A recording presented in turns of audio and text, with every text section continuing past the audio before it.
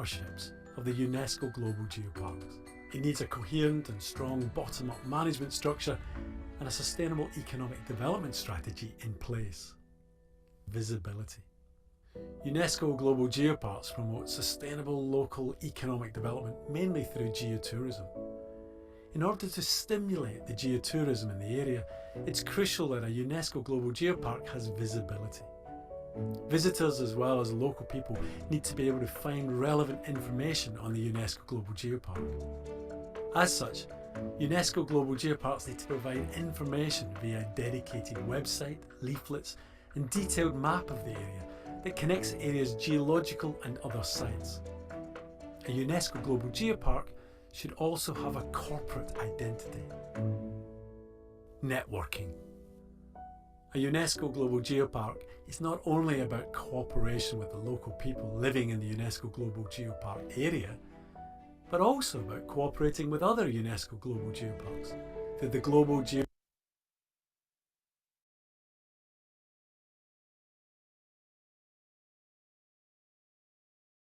Improve the quality of the label UNESCO Global Geopark. Working together with international partners is the main reason for UNESCO Global Geoparks to be a member of an international network such as the GGN.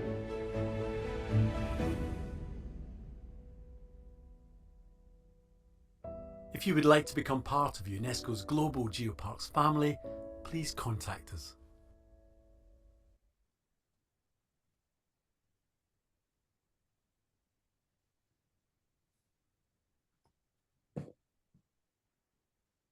All right, I think that is perfect timing on the end of that video. Hello, everyone. All right, hello, everyone. Good morning, good afternoon, and good evening, and welcome back to our 10th virtual forum, a very special edition for this year. First of all, welcome, everyone. I would like to personally thank all of you today for registering for this event and sparing some time to listen to our great lineup that we do have with us today. Just like any other standard webinar procedure, I would first of all like to remind everyone about a few things so that our session goes very, very smoothly. So first of all, your microphone and your video will be muted throughout this webinar.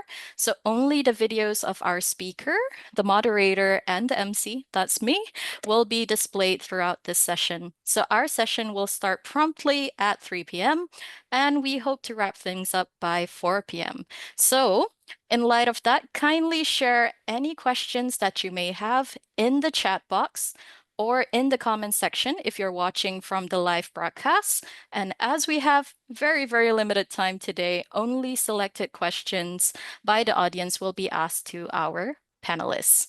So should your connection on your end suddenly fail, please do not panic. Enter the session again by clicking on the link that has been provided. And if that link fails, you may proceed to watch the session via the Langkawi Research Center Facebook. And if that one fails as well, please do not worry. We will also be uploading the recording of the session as soon as we can on the website. So that is it for my housekeeping notes. Thank you very much, and I wish all of us will have a great and educational session today. So we've got 2 more minutes. All right, let's all get ready for the session, pen and paper ready. Okay, I think Professor Nickolas is also ready for the session. Okay. Yes. Dr. Tanot is also ready. Our audience is also ready. Okay. And I think my clock is just about to go 3. So let us begin. Okay, good. I can see some reactions in the room as well. So yes, feel free to use your reactions throughout the session, but any questions, please post them in the chat box. All right, so 3 o'clock. Let's begin then. All right. Good morning, good afternoon, and good evening, everyone. Associate Professor Dr. Mir Hakif, President of the Geological Society of Malaysia. Professor Dr. Goh Chu Ta, Director for the Institute for Environment and Development, LESTARI, Universiti Kebangsaan Malaysia. Professor Nur Hayati Ahmad, Chair, Geopark Research Center, LESTARI UKM. Professor Dr. Nickolas Zouros, UNESCO Chair on Geoparks and the Sustainable Development of Insular and Coastal Areas, Coordinator of the Lesbos Geopark and founding member of the Global Geoparks Network, and our moderator, Associate Professor Dr. Tanut Unjah, Vice President of the Geological Society of Malaysia. I would also like to welcome honorable guests and participants from across the Asia-Pacific region and beyond who have come to join us virtually this afternoon. So ladies and gentlemen, welcome to the Geopark Research Center's 10th Geoheritage and Geopark Virtual Forum in collaboration with the Geological Society of Malaysia and Langkawi Research Center with the theme, The Role of Geoscientists in Geopark Development. So my name is Dr. Sraya Hazim. I'm a senior lecturer at the Geological Sciences program, the Faculty of Science and Technology, and I will be your MC for today. So what are geoparks?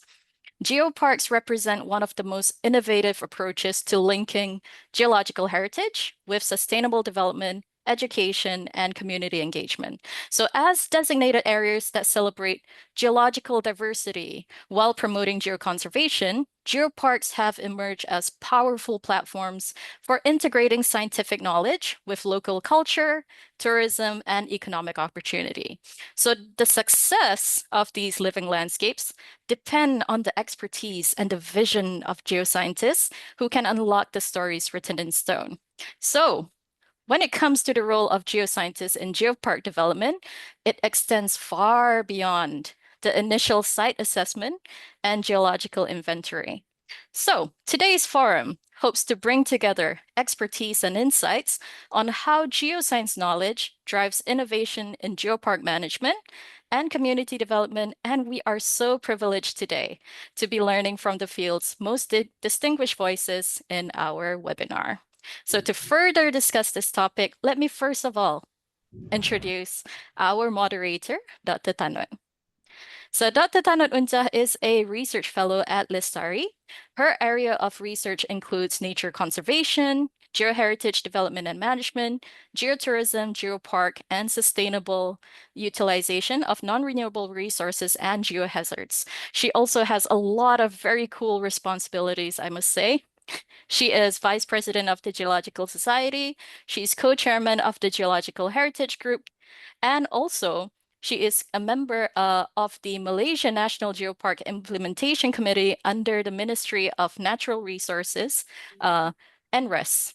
Okay, so that is the shortened version of all of the cool things that Dr. Tanut does. And on top of that, she is also very active in coaching and teaching programs for geoscientists, geopark managers, policymakers, tour guides, and even members of the public. So, Dr. Tanut, the floor is yours.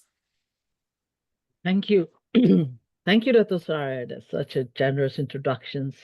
And thank you, everyone, for joining us to this webinar. You might have questions. Part have been explained by Dr. Saraya. Why do we have this webinar? But this is also a series of things that we have throughout 9 webinars that we had previously. There's a questions arose by the geoscientists. So they said, so how far can the geoscientists be part of the geopark developments? So that is one of the questions. And we also note that while we are fulfilling the requirements of become aspiring geopark, there's one guidelines that mentions that under the appropriate equipment, a team must include a geoscientist working with the AGP on a daily basis. That is one of the requirements by the UNESCO. But there's also a concern by the geopark manager, in which some of us are here for this today, that they already said we already identified this geopark and the significance of it. And why should we need a geoscientist? We would rather have an educationist or a product development to be part of the geopark. So I think that's the reason why we're here today, because we want to know there's a role for geoscientists in a geopark. How far can we go and what is future within it? So today we have a very this is a phase of Geopark. I think ever since the Geopark been inaugurated since 2004, and then Prof. Nickolas Zouros have been there. And then I'm going to read a brief about it. I know there's a lot of things goes with Prof. Nickolas Zouros. He's a professor at the Department of Geography, Aristotle University of Thessaloniki, with over 25 years of experience in teaching both undergraduate and postgraduate student courses. And his PhD is definitely in geology, so all the geologists can understand this perfectly well, that he's understand what you guys experience, because he also moved from geology into a geopark. So his research focus on his research is quite diverse, from physical geography into now geoheritage, geopark, and sustainable local development. Professor Zouros have been a director of the Lesbos Petrified Forest Natural History Museums. It's also one of the geopark, where he's responsible for managing the protected area and promoting geoconservation, geohazard awareness, sustainable development. He played a key role in developing the geopark concept in Europe and globally. He was a member of Bureau of Global Geopark Network from 2005 to 2015, and currently become a voting member of UNESCO Global Geopark Council from 2016 to 2025. And since 2014, been elected as the president of Global Geopark Network.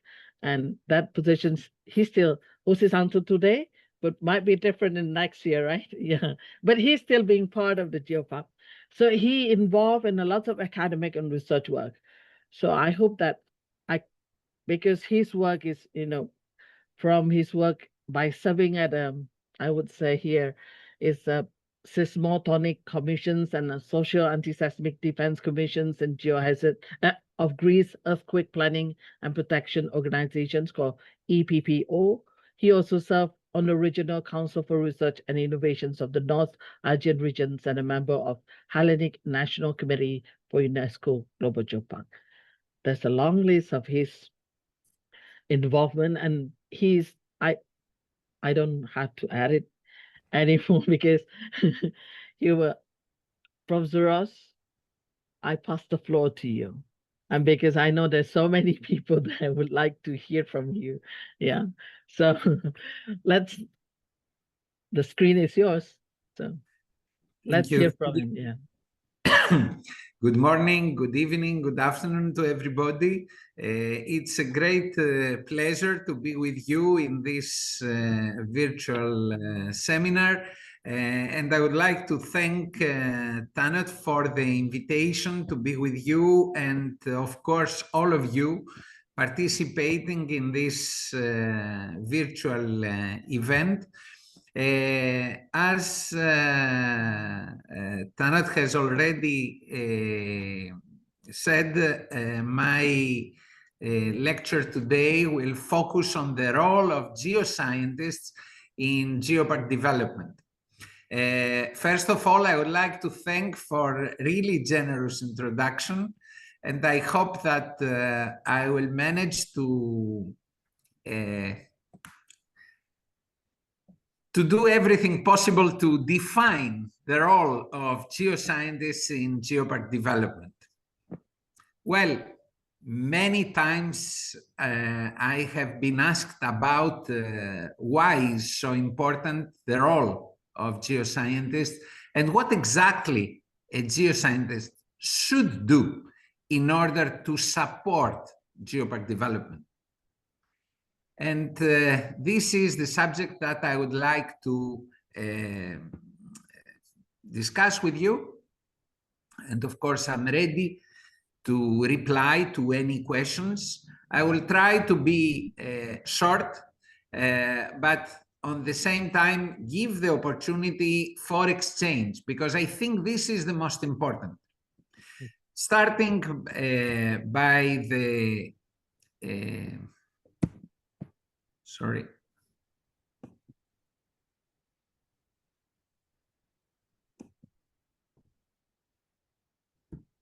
Okay.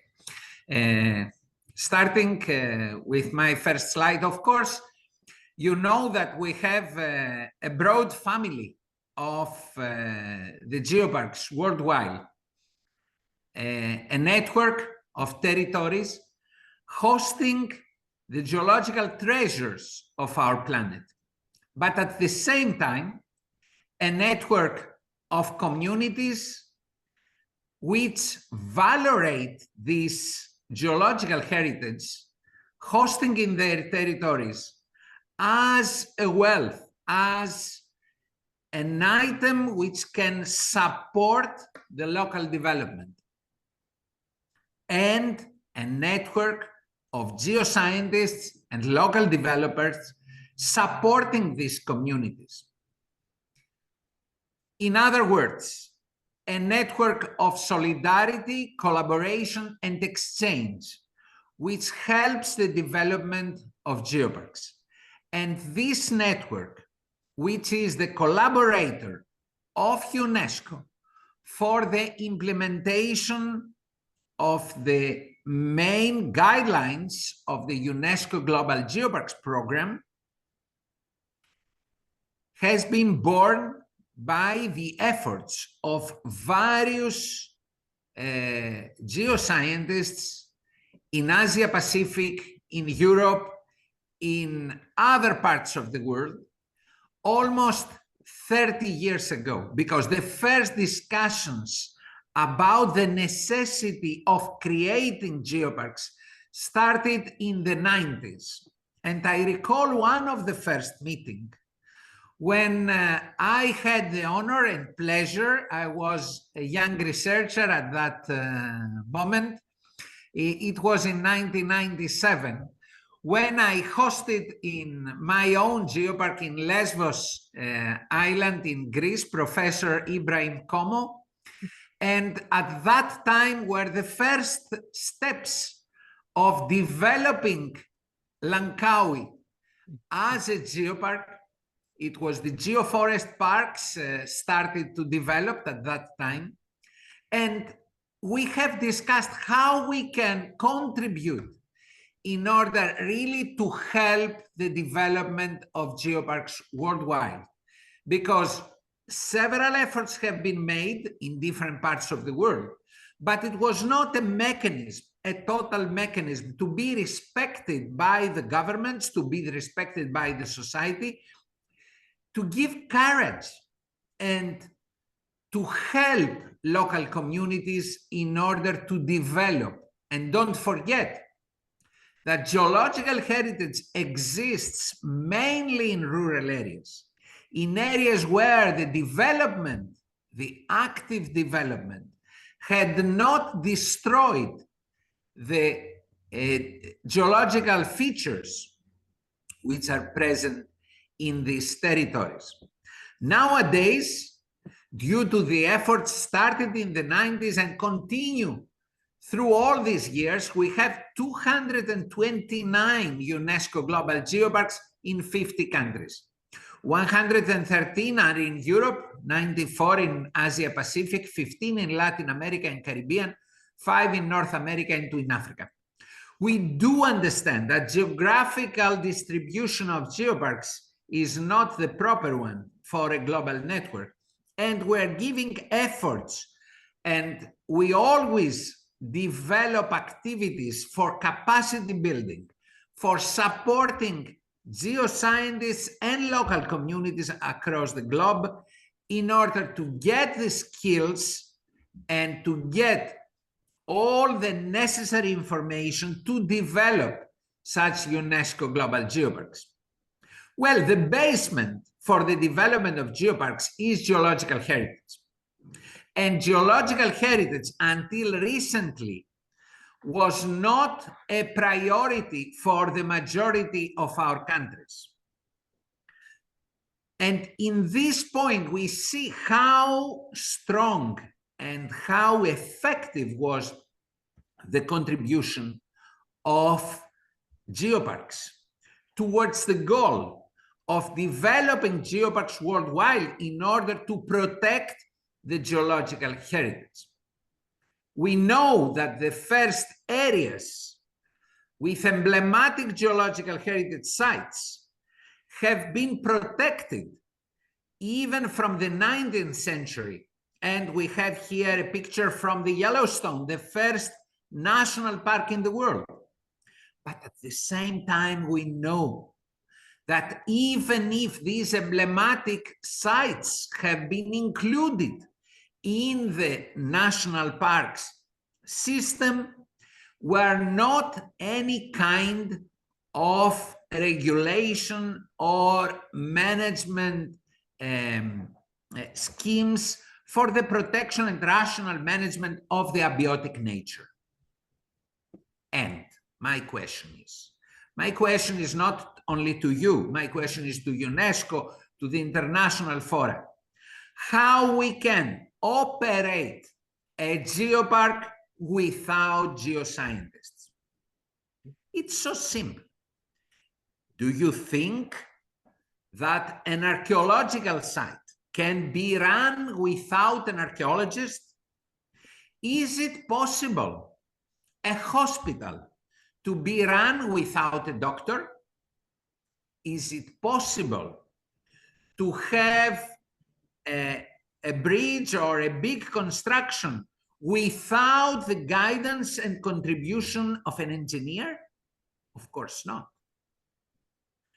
How you can run a geopark, which main goal is the protection and rational management of geological heritage, without a geoscientist. And as it was already said in the introduction, of course, the role of geoscientists in geoparks go much farther than just the creation, the recognition of geological heritage sites or the creation of inventories. Geoscientists have a much broader role, and in geoparks, we find new ways in promoting the expertise of geoscientists in local development and in many issues, which I will try to present further on. You will tell me, is the only mechanism geoparks for the protection of abiotic nature? In 1972, we all know that the World Heritage Convention has been adopted by UNESCO. But if we see so many years later on, almost 50 years, more than 50 years, in 2025, we have 1,248 properties inscribed in the World Heritage List, and from these 1,248 properties, only the 1.8% has been registered as geological monuments. This shows that this mechanism is not enough. Is a big recognition without any doubt. We know how prestigious is the World Heritage, but this recognition was not enough. That's why UNESCO itself tried to help the dialogue for the creation of a new mechanism. And in 1991, UNESCO organized a conference in France where the International Declaration on the Rights of the Memory of the Earth has been adopted. This was the basement for the creation of the Geoparks network, and in 2004 we had the creation, the foundation of the Global Geoparks Network, included 8 geoparks from Asia and Pacific and 17 geoparks from Europe. The geopark is a new concept based on the protection and promotion of natural heritage sites, where the role of a geoscientist is obvious, and but also linking the natural and cultural heritage, linking the abiotic nature with biotic nature and the creation of the humans. We know that in several parts of the world we have cultural landscape with the interaction of human communities with the landscape. Geoparks need to have a strong management body with staff and resources. And in this staff, we cannot think of having a successful geopark without geoscientists. But we also need resources in order to make the geoparks really an important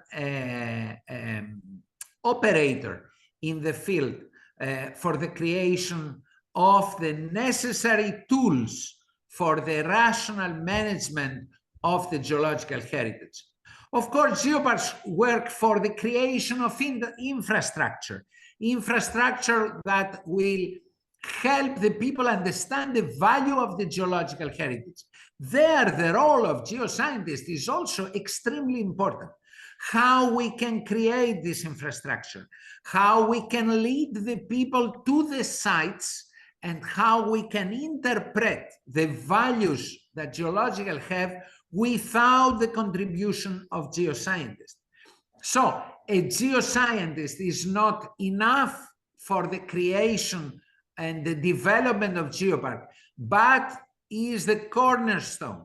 Without the geoscientist, a geoscientist which will inspire a team of experts around him to work together to prepare what the society at large needs in order to valorize these sites which remain without proper management and without proper protection for centuries.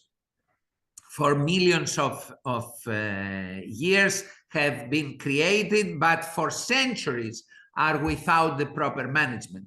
Because as the human communities are taking more and more space on the surface of the world, these special sites that give us and protect the memory of the earth, the different stages, the different events that created and formed the surface of our planet are in danger. But only the geoscientists know how to and where to create a path in order to bring the people there, how to interpret these special sites in simple words, in simple way, so to be really appreciated by the broader public that does not know the concepts of the earth sciences. But without this concept, we cannot interpret the values for the broader audience. The creation and the development of alternative tourism, a tourism which should be sustainable. This means should not destroy the beauty and the values of the geological sites.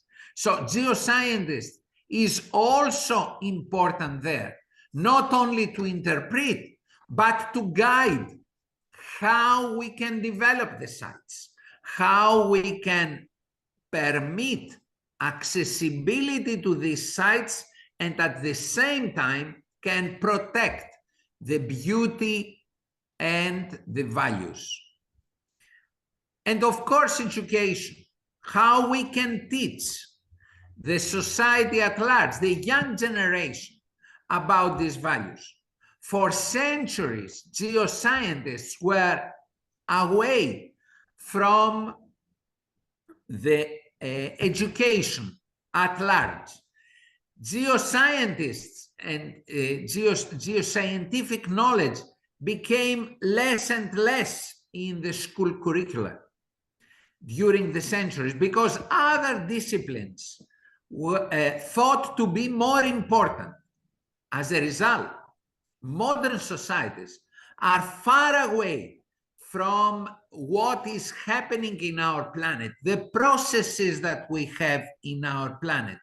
And that's why it's extremely important to have geoscientists involved in educational activities at all levels of education, from kindergarten to elementary schools to high schools to universities and colleges, is very important at different levels to develop educational activities where we can share these values on the history of our planet, these testimonies of the history of the evolution of our planet with the broader public.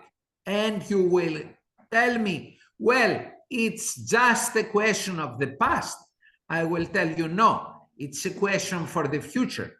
How we can build more secure societies, how we can build societies that are resilient in natural disasters and climate change, how they can adapt the change which we face everywhere in our planet. We see wildfires, we see floods, we see earthquakes and volcanic eruptions, all these tsunamis. We see all this danger around us, and we see that during the last decades, these events become more powerful, more destructive for our infrastructure and for our societies.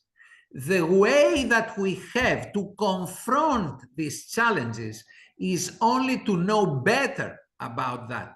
And here the role of geoscientists through the geoparks that need to develop such activities for the natural hazards and the climate crisis that we are living is very, very important. And of course, the contribution of earth sciences to the local development, all these activities support the flow of people to the rural areas where the people have no choice. Sometimes they are leaving the rural areas to go to the big cities, to the big metropolitan centers, to find better conditions, better living conditions. And geoparks can transform these areas for living areas, for development areas in a sustainable manner, which will provide good jobs, good paid jobs, more opportunities for the young generation, to stop this movement from the rural areas to the big cities, the abandoning of the rural areas, and the concentration to the super big cities that we have nowadays developing worldwide. It's important for our nations. It's important for our countries. It's important for our communities to find alternatives, to keep the people in the rural areas, and heritage, promotion of this geological attraction, promotion of this unique activities that we have in geoparks is a good tool. And of course, tourism, a sustainable tourism that will help the people to discover and understand the sense of a place, the landscapes, the geology, and how geology is forming the ecosystem, how geology is the basement where the ecosystems are developed, and how this geology also influence not only our tangible cultural heritage, our temples, our architecture, our way of living, but also our intangible cultural heritage, how our communities have been influenced by geology and landscape in our areas.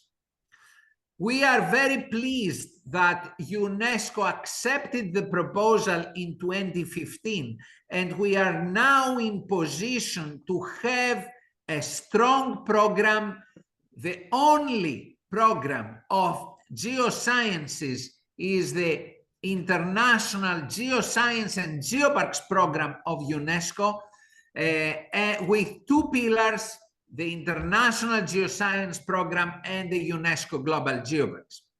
And as it was said, UNESCO Global Geoparks are single geographical areas and landscapes of international geological significance that are managed in an holistic concept of protection, education, and sustainable development.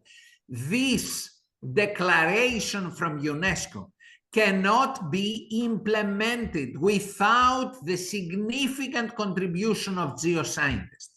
As I said before, and I said in any forum that I am participating along the globe, as an archaeological site cannot be run without an archaeologist, a geopark cannot be run and cannot be effective without the contribution of geoscientists at a daily basis. Is not enough the contribution of university professors. We know I am also a university professor, and I know very well how important is the contribution of various skills, because in a geopark we need the knowledge, the specific knowledge of various disciplines in earth science. So one geoscientist, or for example, in our geopark we have 10 geoscientists working in our geopark, and it's not enough. Again, it's not. We need various geoscientists in order to be a successful geopark. But we have to say, is not enough. The skills of a university professor who is teaching at the university is very useful for the operation of the geopark, but it's not enough. Is not enough the knowledge from the geological survey. It's not enough the support in mapping, identification of geosites, creation of inventories. We this at a daily basis in order to protect and promote the beauty of our geological heritage and help people to develop outdoor activities in collaboration with the local communities and provide the necessary tools towards local development. And that's how geoparks, with the contribution of geoscientists in the geopark team and with the support of geoscientists from university research institutes, manage not only to valorize the geological heritage of different parts of the world, but also to contribute in the international recognition of sites which till now have not been recognized properly by the international community. So when the International Union of Geological Sciences recognized 100 important geological sites, we see how many of the geological heritage sites within geoparks are included in this recognition.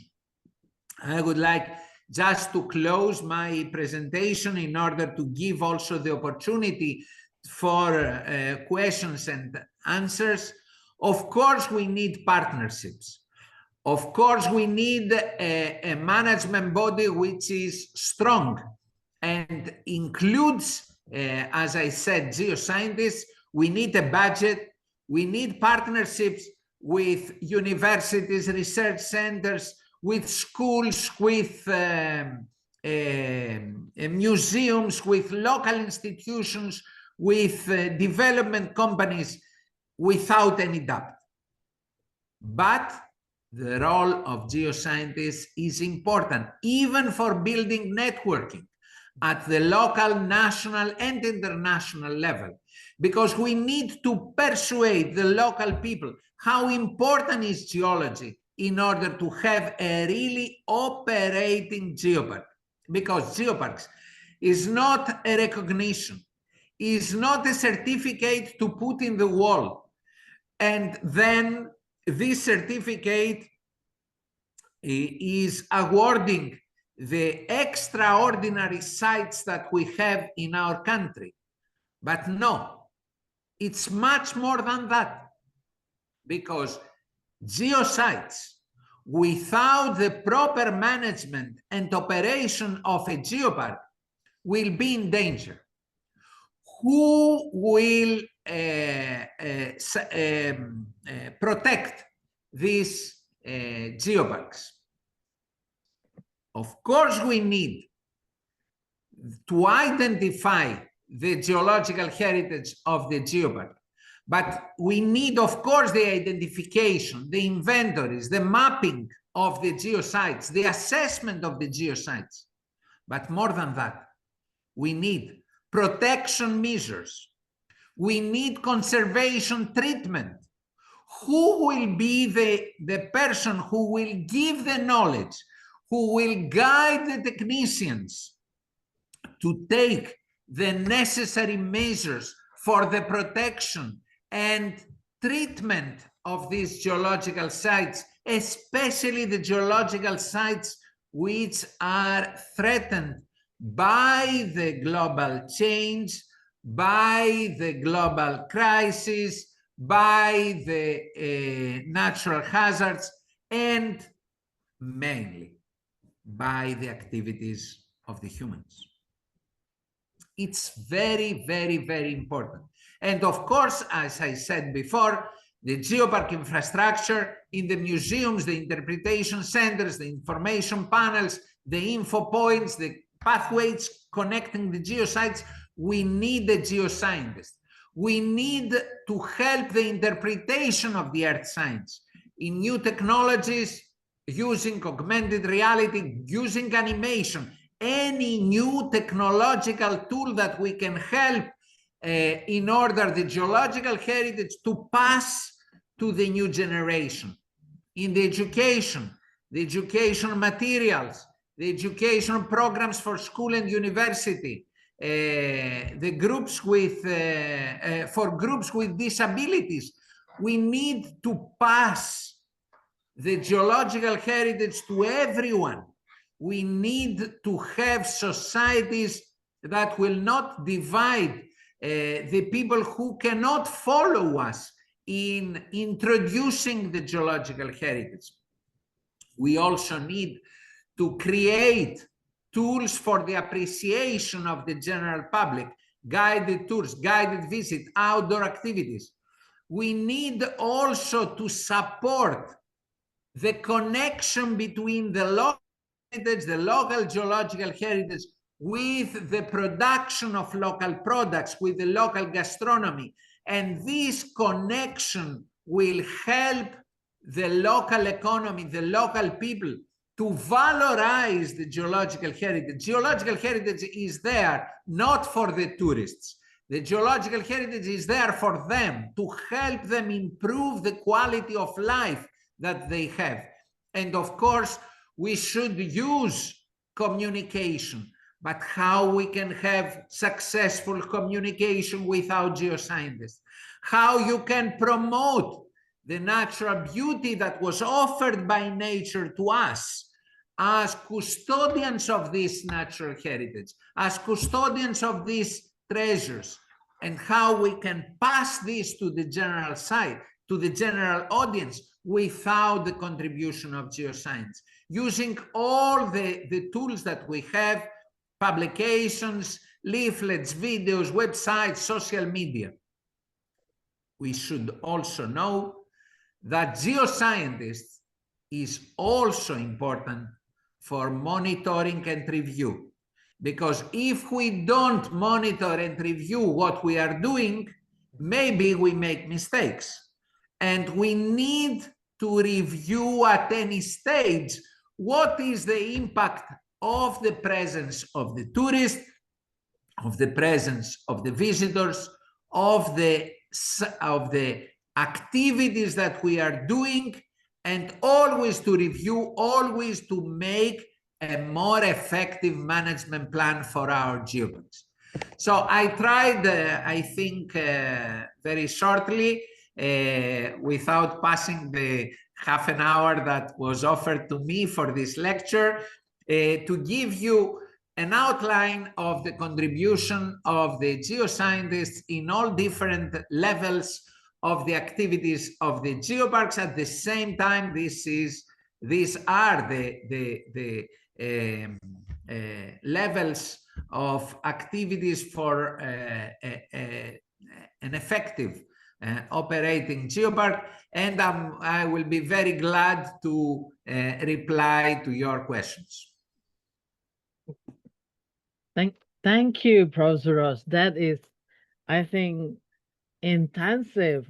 I think a lot of things to digest there, but among the key things that we really learn is that, how could you develop a geopark with an outstanding geological heritage without a geoscientist, just like archaeological site without archaeology? I think that is very, in-depth and give us kind of like, wow, this is the key thing that we should remember. We cannot just leave it after getting it recognized, but there's a lot of things to be done by the geoscientists to the geoscience. And speaking of the concept of geopark itself, and then the listing of things of tasks of a geoscientist and the geopark, I think that's quite lengthy. The geoscientist's role could be ranging from protections, linking the nature, managing the geopark, creating the infrastructure, interpreting the geoheritage, even simplified it. So, and even guiding the people to the area.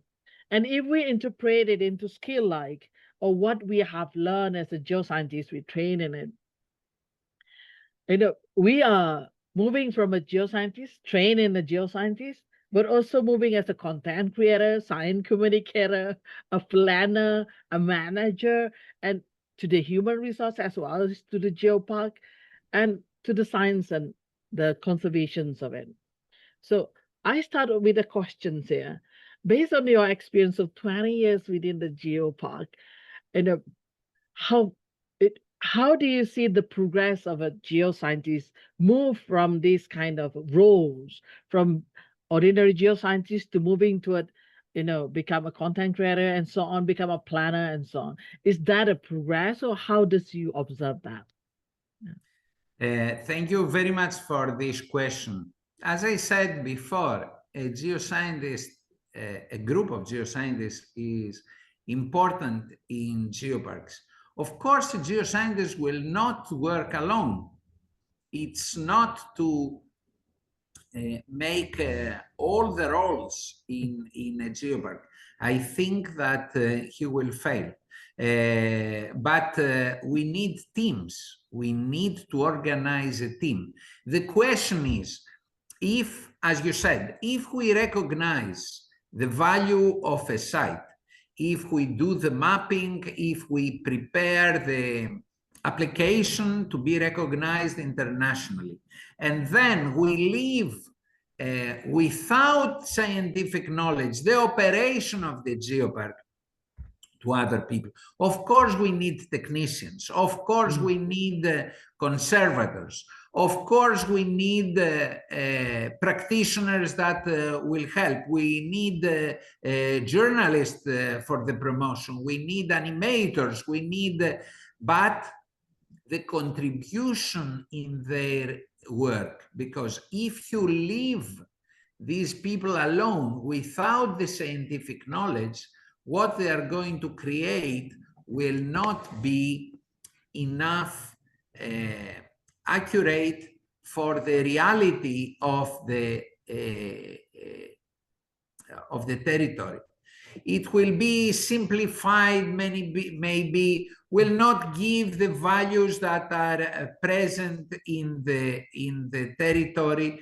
it will be not so well. So we need teams. We need work of people working together, gaining from the knowledge one of another, and in this way organizing the work in a geopark in the best possible way. You can have, for example, you need in the museum, you need, for example, people that will take care of the lighting, take care of the presentation of the graphics. The graphics are very important for such kind of presentation. And of course, you need architectures to design the exhibition. But there is no doubt about that. Geoparks are not a team of geoscientists working in a place without anybody else. For decades, geoscientists, we worked alone. The professor with his students mapping in the field, understanding each other, learning from each other, but just working among us. We need to open our work. We need to include other people. For example, how we can achieve the communication without specialists in computers. Okay. Of course we need others. And of course we need a dialogue with archaeologists, for example. If we have I can give you an example from my own geopark. I need the archaeologist. Why? I can tell them from which rock has been used for the construction of the temples in the antiquity, in the medieval time, even today, by the local people. And they need this information. I need the information from them on how these important structures have been constructed, and we can work together in order to promote. Another example, it was a famous archaeological discovery recently by a grave which was made for a young person which was died after an earthquake. So the knowledge about the natural hazards of the present day, but also of the past, can be useful also for the archaeological knowledge. And together we can collect information which are useful also for understanding the hazards, the natural hazards in the area. So we need to work in teams. But my job today was to underline how a geoscientist is useful for the operation of the geopark and the further development of geopark, not just by identifying the geological features present in a territory. Thank you.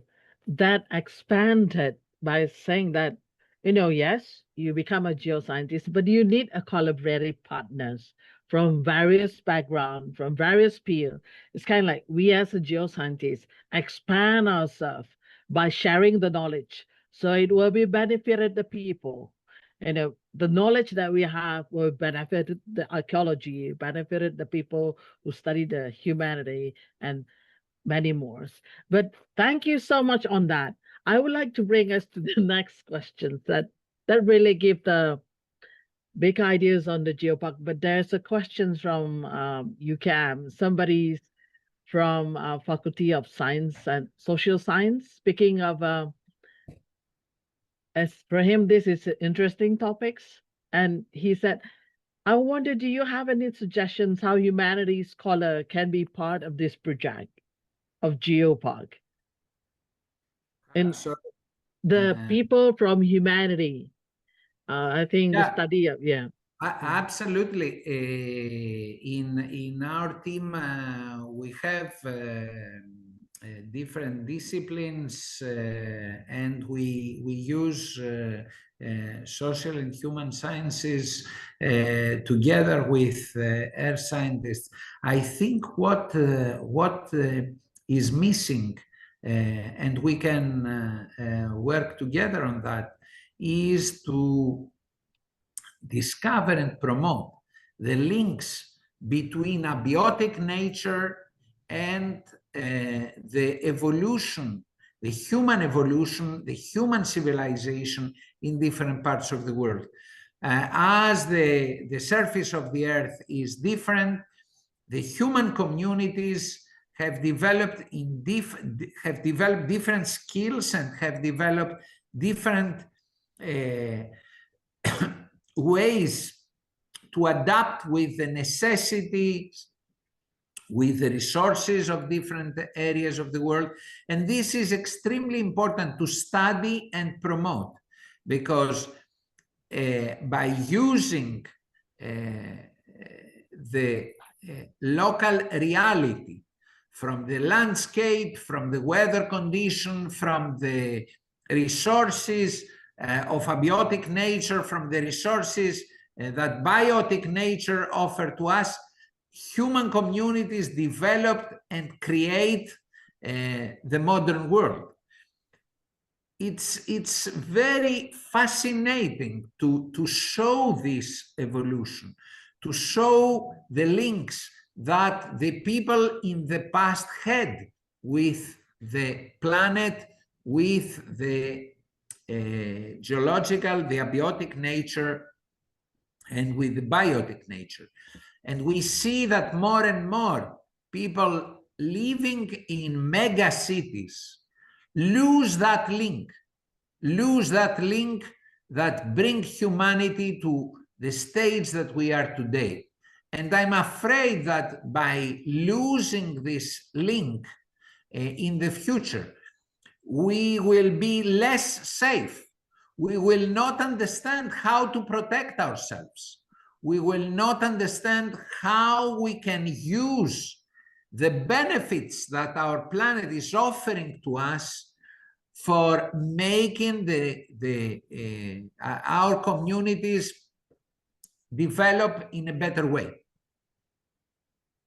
So that's really much on the resilience of the human being by Absolutely. Connecting the understanding of humans and the abiotic nature, which is the geology. I think that's most part of it. We still explore it in the Geopark, which would be contribute better to the Geopark community, particularly and globally. And that's the first basic link that we would like to know. I think there's a lot more, but let's proceed to the next one, which is the questions of from Hey Anna on governance, Geopark governance perspective. How persuasive is the framing of land use and land cover dynamic using GIS as indicator for evaluating and monitoring sustainable performance within UNESCO Global Geopark? Thank you so much. It's extremely useful. We are using GIS, and we are in collaboration with the university on this subject. We use these geoinformatic tools for all the stages of the operation of the geopark. For example, for us is extremely important for the protection of our geoheritage,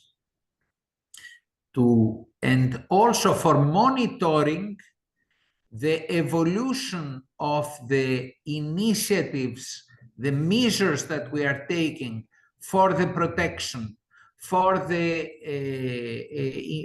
in the areas of excavation, for example, how we can protect these excavation sites, how we can protect the scattered geological elements which are everywhere in a vast area. and we need continuous monitoring in various efforts, and of course for the promotion and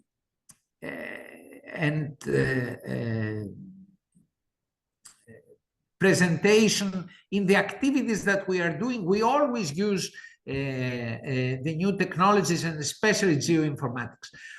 Concerning land use, it's more complicated. I don't think that the Geopark alone can work on land use, because this has to do with the broader decisions made by the community, the local authorities, etc.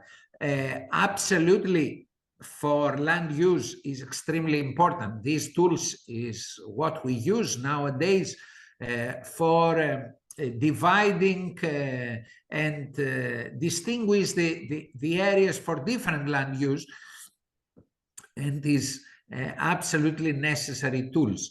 But I don't think that the Geopark alone can create regulations regarding land use. We have to use the governmental decisions, which of course are using geoinformatics and GIS for in all the levels. But for sure is very, very useful, even for monitoring and taking care about the protection measures, the establishment of protection legislation for our geological heritage by the government, by the local authorities. Thank you. So in that case, most of the GIS, it is used mainly by the geologists and incorporated in the Geopark itself, but it's not a mandatory because it's subject to the country and the area and the local authorities.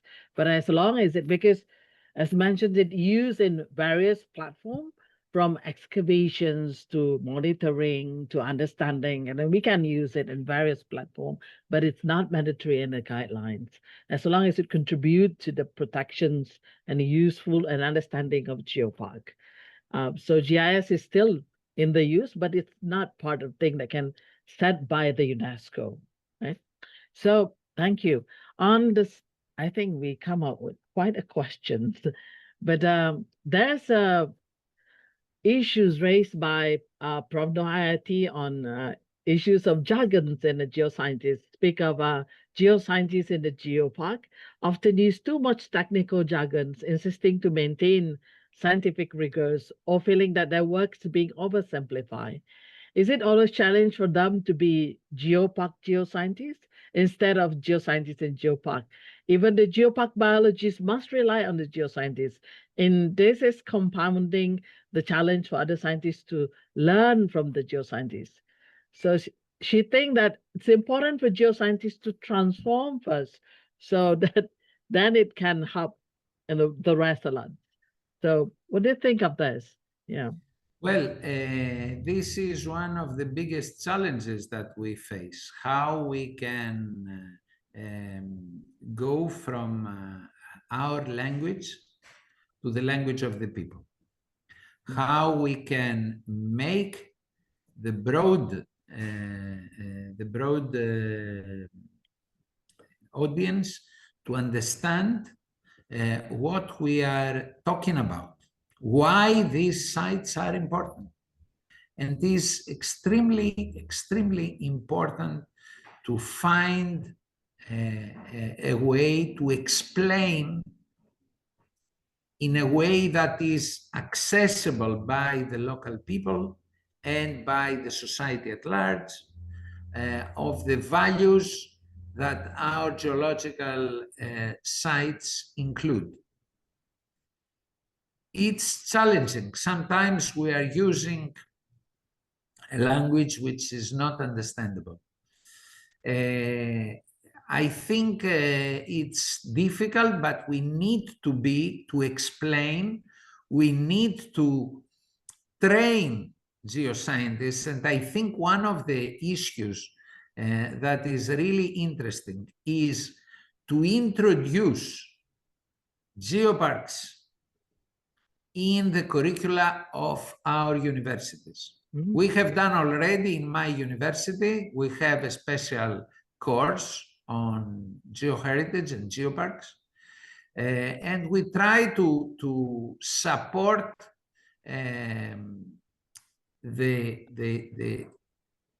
our students to get tools, to get skills on how to be accurate, scientifically correct, but at the same time to have the ability to transfer these values to the broad public. It's challenging. I know that it's difficult for the majority of the geoparks, but there is no other way to do it. And we need time, of course. And I think that it's something that we need to discuss, especially in earth science departments, in geography departments, in geology departments, because we need the connection with the society. Only in this way, if the general people think, and the authorities, of course, that geology matters, the geological heritage matters, only in this way we can safeguard the future of our geological heritage. Otherwise, we will share among us stories of difficulties, stories of destruction of geological heritage sites without being effective in safeguarding and protecting them. So communication with the broad public is extremely important and is a challenge, still is a challenge for the majority of geoscientists. Oh, that's so true, because we are trained being scientists and to communicate it, as you know, communicating science is not easy. And I think it's not just within, you know, you try at university, we try also at our university, we still find it challenging because we train for a scientist language. But thank you for addressing that, because I think that's going to be the things that we're going to work in the future, what kind of syllabus we should put in our university, particularly in communicating this, you know, language of science to the public, which is very crucial in the future of geopark and geoheritage. Yeah. No, the questions are getting more and more here. Nickolas, so let's move to the next one, which is on the okay. There's something on by Naid Khoja Ibrahim regarding excessive focus on local development in geopark has overshadowed the importance of geological research, which has become secondary, even though geological heritage is the foundations of this geopark. What do you think? Well, I think maybe you said, how can we balance that, you know, because people are looking with more toward the local development instead of geological research itself. So what do you think of that? Well, I think that good research is the basement for the local development. I mean, we need the research. We need, for example, soil scientists for the cultivation and to find the appropriate connection between the resources, the soil resources that we have in our territory for the cultivation. But this is the simplest thing I could say. We need, there are various challenges. For example, I work a lot with hazards, hazards in our territory. Since the creation of the geopark, a lot of knowledge connecting with earthquakes, with landslides, with floods, with all these threats for our communities became more close to the local community. Nobody was talking about these issues before. Now the Geopark is talking every day. And not only that, we are doing research with the earthquakes that we have very often. We are mapping active faults. And this is done inside the Geopark, not only by people outside the Geopark. So the scientists that we have, of course, give, but you know very well that to have scientific research within the Geopark, you need a team. One geoscientist in the Geopark cannot do everything. How you can proceed with the scientific research in a Geopark without a team and without some scientific projects? That's why we need the connection with the universities. We need the connection with the research institutes, because through the partnership, we can improve scientific research within the Geoparks. But at the same time, we need to have a crucial number of scientists within the Geopark. If all the others operating in a society are not geoscientists, of course, from the external point of view, you will say, okay, they are focusing mainly on local development and not on scientific research. But in my opinion, scientific research is the basement for the improvement of the activities of the Geopark in various fields, in education, in different activities. Even through research, we can have more activities. For example, in our Geopark, we established an educational program for earthquakes. It happened a destructive earthquake. The students were inside the school, and having the educational experience before, they managed to get out of the collapsed school without anyone to be injured. This, in my opinion, is one of the biggest achievements of the Geopark, and is due to the scientific research about earthquakes, the knowledge that we are living in a very tectonic active area, and the use of this knowledge to educate and to raise awareness of the local population, and especially of the children. And we have a practical result. It's not something that we say theoretically, or we try to approach it just in a theoretical basis. It is the real life of the Geopark to use the scientific research results in order to go ahead. That's why I insist that, of course, when we talk about criteria, it's absolutely necessary to have at least one geoscientist in Geopark at a daily basis. But in my opinion, is not enough. And I tried to have more and more geoscientists. In the beginning, I started alone 30 years ago. I was the only geoscientist.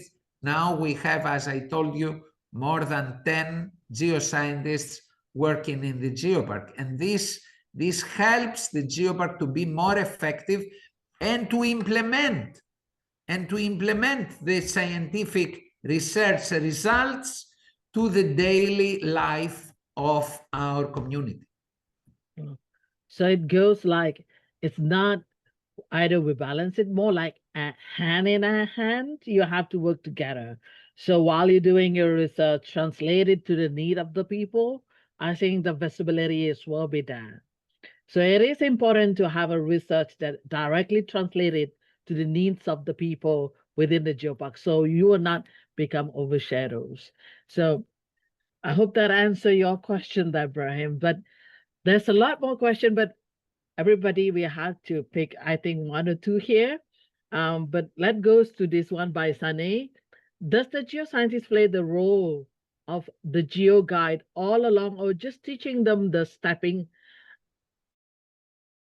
side? It's kind of like, this is along geoscientist and the geo guide. Yeah, you know that it's impossible that the geoscientist will do all the guiding unless you have 100 of geoscientists.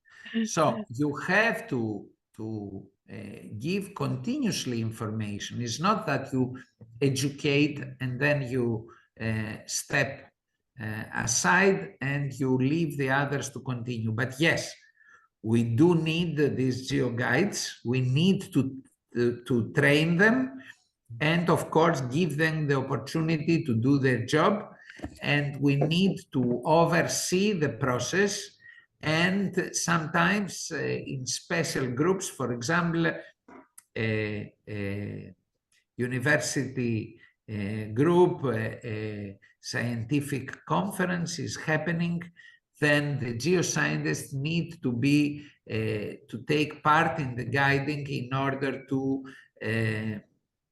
solve problems or questions that could be difficult to be answered by the staff. But of course, we need the geo guides, and we need to train them, support them at the daily basis, reply to their questions. You know, if I'm available to reply to questions, the geo guide will call me and take the answer. If I am far away and I don't understand what is happening, it will be even difficult for me to reply to the needs of our staff. So we don't leave them. We are supporting them at a daily basis. This is, in my opinion, the answer. Oh yeah, that's so true, because it continues kind of understanding of the earth. So you cannot just leave them, you continuously support them. So the progress of the understanding is there. So we monitor that progress as well. So because it's the collaborative work, so that's back to the collaborative work, and we expanded with partnerships. Yeah. The next questions, I think this is from the team from Philippines. Philippines, from Davao region. But I think the first question there, the mentions about they officially submitted one letter of intent July this year and kickstarting their nomination circle, and saying that geoscience are essentials and their bid as a sustainability of the geopark. So that question, I think the first one, is there a recommended number of geoscientists to be engaged for effective geopark management? And the second, how often should geopark update the geo-conservation plan? And the third one, as they are seeking partnerships and collaborations with international geopark, they're very much in need of knowledge sharing, especially the best practice, nominations specific and compliance to UNESCO standard. How can they collaborate with you and other geopark to strengthen the capacities, particularly for their teams? Yeah. Well, let's start from the last one. Of course, we need to strengthen the capacity of the people involved. We need more people. This is without any doubt. So we need to run capacity building activities in order to train young geoscientists on all the different disciplines connected with the operation of the geopark. That's why the global geoparks network, the regional networks are running such capacity building activities at the global level, at the regional level, at the national level. I know that Langkawi, for example, organizes every year the regional training course. And there are also other training courses organized in China, in Lesbos, we organize every year the intensive course. This year will be at the end of May. There are also opportunities like this virtual forum and other activities to discuss issues related with geoparks. We need more colleagues to be involved. We need to develop such kind of activities,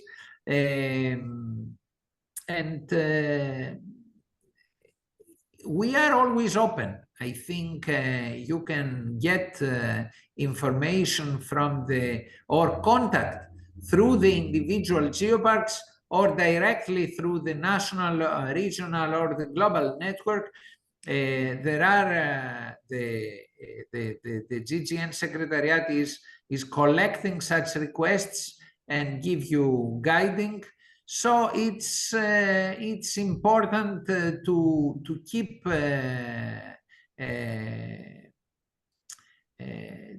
to keep in contact, to keep updated, because things are changing. We have more new tools to use for these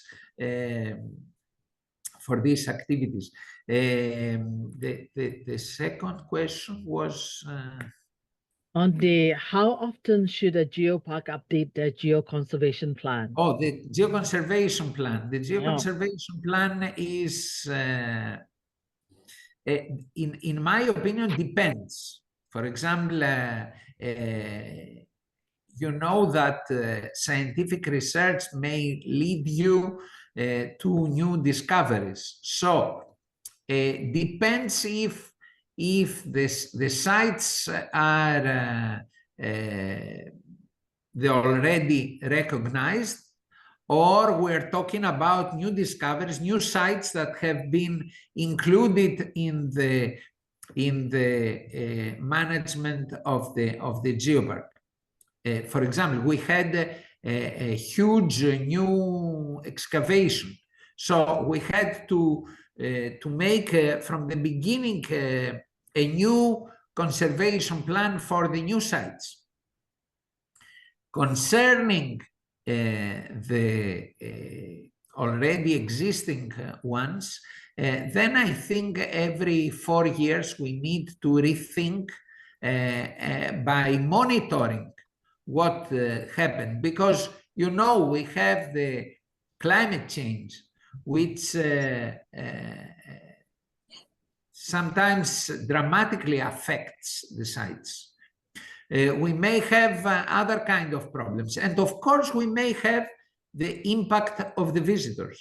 So this we should not take away. So we need to see, and in my opinion, every 4 years we need to rethink about our conservation measures. To add something is not necessary that we have to change all, of course. It's just to make it more effective. So every 4 years, I think is necessary to think again and see if we can add something. And the other question?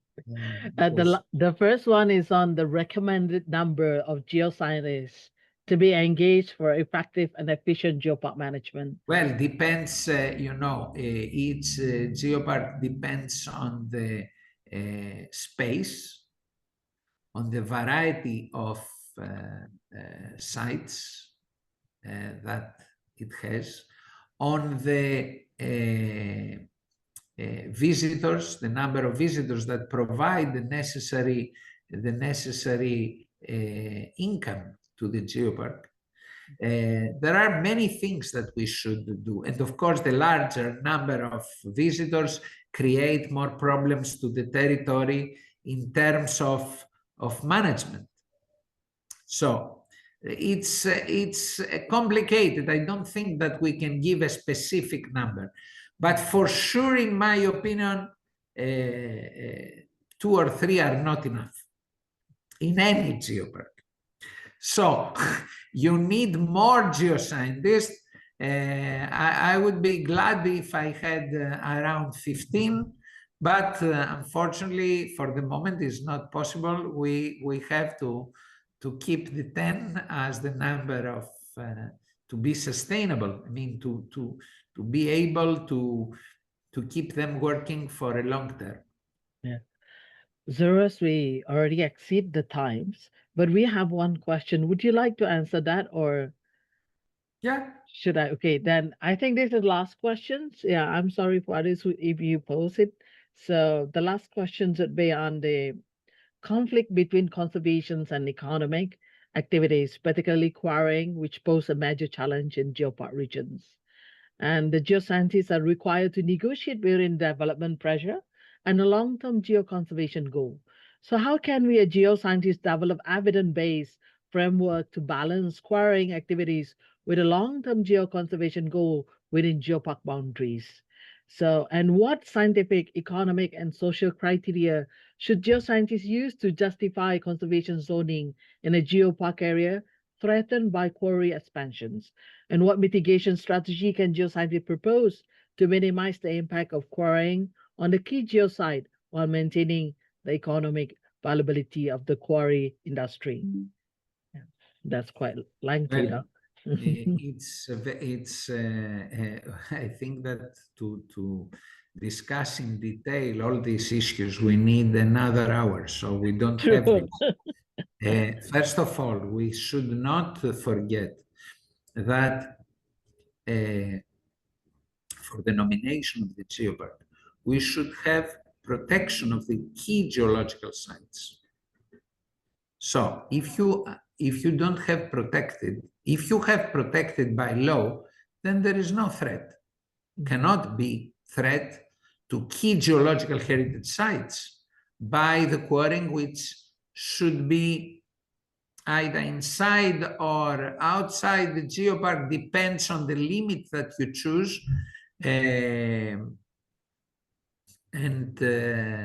We should take into consideration that sometimes quarrying is regulated quarrying, is offering new information and new geological heritage elements to the science. For example, in Germany, we have very strongly regulated system with a legislation that makes the quarries to report to the national and scientific authorities any finding in their quarrying areas. And in this way, many specimens that are now in the natural history museums in Stuttgart or in other big museums in Frankfurt are coming from these quarrying sites. In any case, I think that this is a discussion in between experts and the management authorities of the geopark. There are tools, there are threats, but I think we should find solutions. And geoparks, through dialogue, can find solutions. And I think that this is the best way in order to balance between the protection of key geological heritage sites, which should never be destroyed, and the quarrying activities in specific areas of the world. Thank you. Thank you for replying to that. And I understood that there's a lot of questions on that, and definitely we will have to have a specific discussion on it because it's very much subject to the country regulations as well. Yeah, although we have a guidelines in the sustainable quarrying and so on, but still we still adhere to the local authorities rule and regulations. And I thank you so much, Prof. Zouros. There's a lot you've been sharing there from your PowerPoints and also answering all the questions. And as of today, I think we have been brought by Prof. Zouros from why is geoscientists is very important. I think there's a long list from the needs of a geoscientist in the geopark is very crucial. It's not just at the beginning, but also in long terms of developments of a geopark. And we also brought in by a few questions of asking on the, collaborations among many subjects. It's not just by the geoscientists alone, but how the geoscientists work together with people from different fields, which is been mentioned time to time from these discussions, which is very important for all of us to remember. And we believe that in a geopark, as well, geoscientists will continue to evolve in the knowledge. As mentioned, it's not just included in university syllabus, but probably we can work on how can we train the geoscientists into more, different skill added to it, or looking at added skill outside of that when we want to become part of geopark. And then speaking of not just one geoscientist, but many of them to work together. So I think that's among a few key points that we learned today. I hope that all of you, get something from these discussions, and I have to return it back to our MC. Thank you so much for being with us. Yeah. Thank you again. It was my pleasure. Thank you so much. So yes, definitely Professor Zouros and Dr. Tanot have encapsulated why we need geoscientists, why are geoscientists important. If there's one key takeaway that you can take home with you today, is that in order to help people to appreciate and to really love something, they need to understand what they are protecting in the first place. And that is where geoscientists are needed very, very crucially. So like Prof. Hayati was saying, we do tend to use a lot of jargon sometimes, so we need to really think about how we tailor our content to our audiences, and that in turn will help people fall in love with our geoheritage and want to protect it. So, coming towards the end of our forum, ladies and gentlemen, I am happy to report that for today's forum, we have been joined by more than 260 participants from across the world. Yes, applause. So we have participants from the Philippines, Indonesia, China, India, bear with me, it's a long list, Morocco, Taiwan, Thailand, Tanzania, South Africa, Cameroon, Bangladesh, Japan, Timor-Leste, Kenya, Iraq, Egypt, and Antigua and Barbuda, and of course, our home country, Malaysia. So thank you very much, everyone. And our participants today are proud representatives of government agencies. We've got people from higher institutions, education, local communities, and various industries. We've got people from quarrying, mining, oil and gas, tourism, and even town planning. So big, big audience. So thank you everyone for being here. And on behalf of the organizers, we would also like to extend a huge thank you to the partners of our forum. So first of all, the Board of Geologists, BOG Malaysia, Geological Society of Malaysia, the Geological Heritage Group of Malaysia, the Asia Pacific Geopark Network, APGN, the Lesbos Island UNESCO Geopark, the Department of Mineral and Geosciences Malaysia, JMG, for their excellent cooperation in realizing today's event. So, huge thank you also goes out to our esteemed geological department and programs at local universities, all of our friends, partners, and local communities in geoparks in Malaysia, Asia Pacific, and beyond. And last but not least, let's give a round of applause as well for our IT team, who has been holding up the fort for all of the technical support in this session.